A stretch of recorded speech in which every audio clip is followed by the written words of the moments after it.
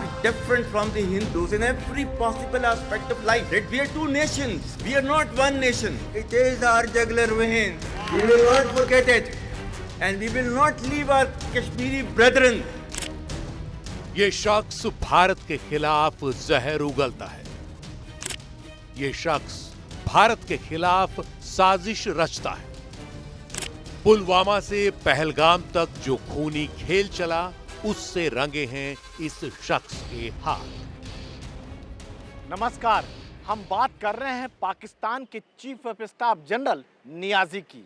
इन दिनों वो परेशान, घबराए हुए शख्स होंगे। जब ऑपरेशन सिंदूर चल रहा था तो लोग पूछ रहे थे कहां गायब है जनरल। खबर यहां तक उड़ी कि वो बंकरों में छुपे बैठे हैं। हालांकि इसकी पुष्टि नहीं की जा सकती, लेकिन इसमें कोई शक नहीं, भारत पाकिस्तान रिश्ते का जो मौजूदा हाल है उसके सबसे बड़े खलनायक वही हैं। I am here to reassure the people that we, the defenders of Pakistan, will never hesitate from any sacrifice in preserving our sovereignty and territorial integrity, and we will fight for as long as it is required. General Asim Niazi महज फौज के प्रमुख हैं, लेकिन पाकिस्तान की समूची सियासत में फिलहाल उनकी हैसियत कितनी बड़ी है, 22 अप्रैल को पहलगाम पर हुए हमले में उनकी कितनी बड़ी भूमिका रही होगी, इसके कई प्रमाण मिल चुके हैं। ताजा प्रमाण यह है कि जब पाकिस्तान ने अमेरिका से संघर्ष विराम कराने की अपील की, तो अमेरिकी विदेश मंत्री ने पाकिस्तान में जिन हस्तियों से बात की, उनमें जनरल आसिम नियाजी भी एक थे। जब से ये चीफ बना है, इसने आस्ता आस्ता अपनी ताकत को बढ़ाने की कोशिश की है, अपने टेन्योर को बढ़ा लिया है, और ये जो इसने जो इसका सबसे बड़ा पॉलिटिकल राइवल था उसको जेल में बंद कर दिया है। और अब जो पॉलिटिकल डिस्पेंसेशन है तो वो तो सिर्फ नाम मात्र की है, इसका रेट चलता है। और यहाँ पर ये कोई ऐसा करना चाहता था जिससे कि उसका नाम रोशन हो। दिलचस्प यह है कि जनरल आसिम मुनीर बहुत धार्मिक आदमी माने जाते हैं। उनको जानने वाले बताते हैं वो हाफिज हैं। हाफिज यानी वो शख्स जिसे कुरान पूरी याद हो। ये भी कहते हैं कि कभी कुरान के कुछ हिस्से भूलने पर उन्होंने फिर मदरसे जाकर कुरान पढ़ी। लेकिन कुरान से उन्होंने क्या सीखा? हाफिज उसे कहते हैं जिसे कुरान रटी होती है, लेकिन ये जरूरी नहीं कि उसका असल मायने उसे समझ में आता हो। आसिम मुनीर को देखकर कुछ वैसा ही लगता है। उन्होंने जो रट रखा है उसका मतलब उन्हें शायद ही समझ में आता हो, वरना वो इस कदर जहरीली जुबान नहीं बोलते जैसे वो बोल रहे हैं। बच्चों को जो है आपने जरूर सुनानी है। बीते ही महीने अप्रैल में इस्लामाबाद में विदेशों में रह रहे पाकिस्तानियों के सम्मेलन में उन्होंने लगातार ऐसी बातें कहीं जिनको सुनते हुए उनकी समझ पर किसी को भी तरस आ सकता था। उन्होंने कहा कि हिंदू और मुसलमान एक दूसरे से बिल्कुल अलग होते हैं।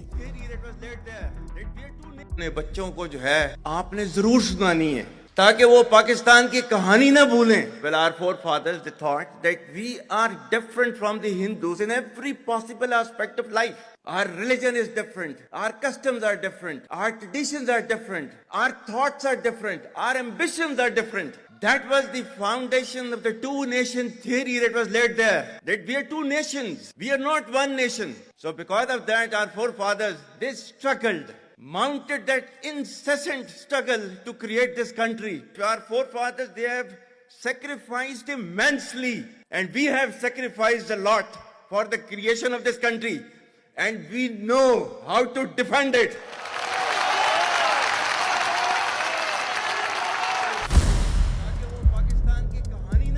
लेकिन जनरल मुनीर ने यह बात नासमझी में कही हो, ऐसा नहीं है।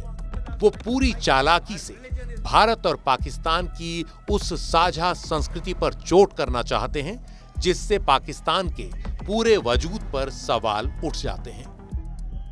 भारत और पाकिस्तान के बीच तहजीब का, संगीत का, खान पान का, पोशाक का और जबान का जो साझा है उसे वो नकारना चाहते हैं। इस सम्मेलन में जनरल मुनीर यहीं नहीं रुके। उन्होंने कश्मीर का मसला भी उठाया, जिसे लेकर बीते कई साल से पाकिस्तान बयान देता रहा है। उन्होंने कहा कि कश्मीर पाकिस्तान के गले की नस है, उसे काटा नहीं जा सकता। Our stance, government stance on Kashmir is absolutely clear. It was our jugular vein. It is our jugular vein. We will not forget it. And we will not leave our Kashmiri brethren in their heroic struggle, what they are waging against the Indian occupation. And we have fought free war for Kashmir. ये अंदेशा बेमानी नहीं है कि 22 अप्रैल को पहलगाम में जो कुछ भी हुआ, उसकी भूमिका ऐसे ही भाषणों से बनने लगी थी।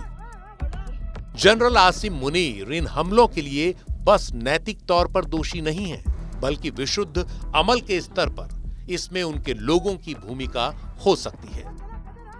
वैसे ये पहली बार नहीं है जब जनरल मुनीर ने भारत को चोट पहुंचाने की कोशिश की है। पहलगाम आज हुआ, 5 साल पहले पुलवामा हुआ था। पुलवामा हमले का भी जिम्मेदार यही शख्स है, लेकिन तब मुनीर पाकिस्तानी सेना के प्रमुख नहीं हुआ करते थे। वो उस वक्त पाकिस्तान की बदनाम खुफिया एजेंसी ISI के चीफ हुआ करते थे। ये 14 फरवरी 2019 का दिन था, जब जम्मू श्रीनगर हाईवे पर पुलवामा के पास CRPF के काफिले पर फिदाइन हमलावरों ने विस्फोटकों से भरी कार से हमला किया। ये भयावह हमला था जिसमें CRPF के 40 जवान शहीद हो गए। ये भारत पर सबसे भयानक आतंकी हमलों में से एक था। उस आतंकी संगठन जैश ए मोहम्मद ने इसकी जिम्मेदारी ली, जिसका मुख्यालय पिछले दिनों भारतीय सेना ने उड़ा दिया। लेकिन पुलवामा हमले की साजिश जिसने रची थी, वो ISI का चीफ जनरल आसिम मुनीर ही था। दिलचस्प यह है कि जनरल मुनीर उनके भी नहीं हुए जिन्होंने उनका साथ दिया।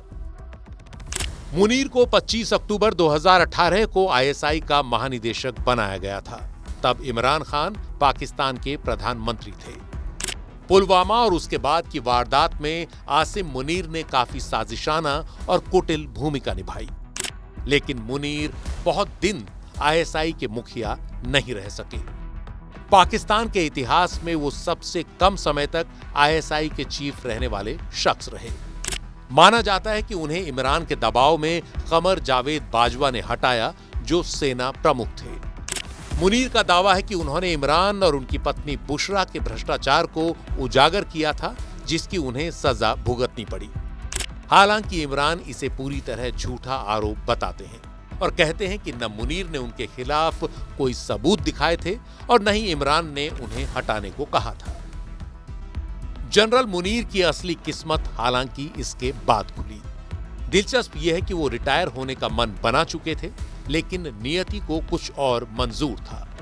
पाकिस्तान की उलटफेर वाली राजनीति में उन्हें जल्द ही इमरान खान से बदला लेने का मौका भी मिल गया। आसिम मुनीर को 27 नवंबर 2022 को रिटायर होना था। उन्होंने रिटायरमेंट की चिट्ठी भी दे दी थी, लेकिन इसे रक्षा मंत्रालय ने खारिज कर दिया। रिटायरमेंट से सिर्फ 3 दिन पहले उन्हें चीफ ऑफ आर्मी स्टाफ बना दिया गया। ये 24 नवंबर 2022 की तारीख थी। सिर्फ 3 दिन। अगर 3 दिन की देरी हो गई होती तो मुनीर इतिहास के कूड़ेदान में होते, पुलवामा के खलनायक की तरह याद किए जाते। लेकिन तब तक पाकिस्तान की राजनीति में कुछ वैसा बदलाव आ गया कि वो नई सरकार के पसंद बन गए। अप्रैल 2022 में पाकिस्तान की नेशनल असेंबली में इमरान खान के खिलाफ अविश्वास प्रस्ताव आया। इमरान की सरकार गिर गई और PML नवाज के नेता के रूप में शहबाज शरीफ ने प्रधानमंत्री पद की शपथ ली। शहबाज ने नवाज शरीफ से बातचीत कर जनरल आसिम मुनीर को चीफ ऑफ आर्मी स्टाफ बनाने की सिफारिश की।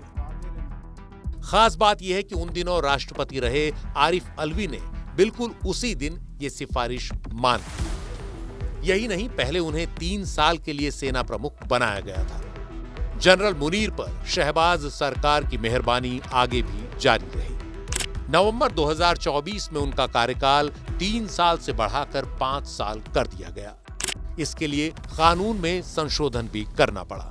सीनेट ने महज 16 मिनट में बिना बहस के ये संशोधन पास कर दिया।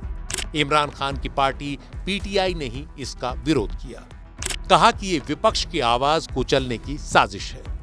लेकिन इसी के साथ ये साफ हो गया कि जनरल मुनीर नवंबर 2027 तक सेना प्रमुख बने रहेंगे। इन सब के बीच मुनीर ने शहबाज शरीफ का एहसान चुकाते हुए इमरान खान और उनकी पार्टी को लगभग खत्म करने की ठान ली। इमरान भ्रष्टाचार के आरोप में जेल भेज दिए गए और उनकी पार्टी के ज्यादातर नेताओं को डराया धमकाया गया।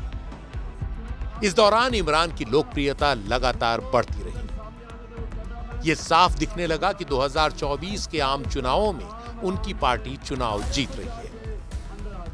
लेकिन फिर इसके बाद उनकी पार्टी पीटीआई की मान्यता खत्म कर दी गई। उनका चुनाव चिन्ह छीन लिया गया। इसके बावजूद इमरान समर्थक निर्दलीय उम्मीदवारों के तौर पर चुनाव लड़े और सबसे बड़े समूह के तौर पर उभरे। लेकिन जनरल मुनीर के नेतृत्व में सेना के दखल ने चुनावी नतीजे बदल डाले। 2024 के इलेक्शन में इस बार पाकिस्तान की फौज का जो रुझाव था वो पीएमएल-एन की तरफ था और यूं तो पीटीआई सबसे ज़्यादा सीटें लेके उभरी, मगर गवर्नमेंट जो है पीएमएल-एन ने बनाई, क्योंकि जो रिगिंग कराई थी पहले फौज ने, इलेक्शन फेयर नहीं हुए, उसके बाद लेवल प्लेइंग फील्ड नहीं थी पीटीआई के लिए और उसके बाद प्रेशर डाला गया। और सच्चाई ये है कि जो ये इलेक्शन हुए थे ये फ्रॉड थे और एक प्रकार रिगिंग हुई थी इसमें और जानबूझ के पीटीआई को हराया गया था। दिलचस्प यह है कि अब ये खेल भी बदल रहा है।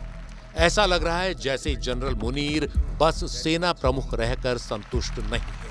उन्हें पाकिस्तान का इतिहास प्रेरित कर रहा होगा, जिसमें कई सेना प्रमुखों ने राष्ट्रपति का पद संभाला। उनके तेवर फिलहाल ऐसे हैं कि वो राजनीतिक नेतृत्व से बड़े दिखते हैं। दरअसल ये पाकिस्तानी जमहूरियत के सामने नई चुनौती है। 2024 के चुनाव में जिस तरह का खेल खेला गया, उससे मौजूदा हुकूमत लोगों का भरोसा खो बैठी है। ऐसे में ख्याल मुमकिन है कि आसिम मुनीर सत्ता की चाबी खुद अपने हाथ में लेना चाहें। तो जनरल आसिम मुनीर ऐसे खलनायक हैं जो किसी के नहीं हैं। पहलगाम में हुए आतंकवादी हमले के पीछे उनका एक मकसद यह भी रहा कि भारत और पाकिस्तान के बीच दूरी और तनाव और बढ़े। ये तनाव बढ़ता है तो लोग सेना की ओर देखते हैं। लेकिन पहलगाम के बाद 9 आतंकी ठिकानों पर भारतीय सेना की कार्रवाई ने माहौल बदल दिया। पाकिस्तान ने दम दिखाने की कोशिश की तो फिर जवाबी हमलों ने उसकी बची खुची हैसियत भी छीन ली। तो जनरल मुनीर भारत के खलनायक तो हैं ही, पाकिस्तान सरकार के लिए भी खलनायक हो सकते हैं और देर सबेर पाकिस्तान की सेना के लिए भी। आखिर उनकी वजह से 7 लाख पेशेवरों से भरी और परमाणु हथियारों से लैस एक सेना को पुराना ये मजाक सुनना पड़ रहा है कि पाकिस्तानी सेना कोई चुनाव हारती नहीं और कोई जंग जीतती नहीं।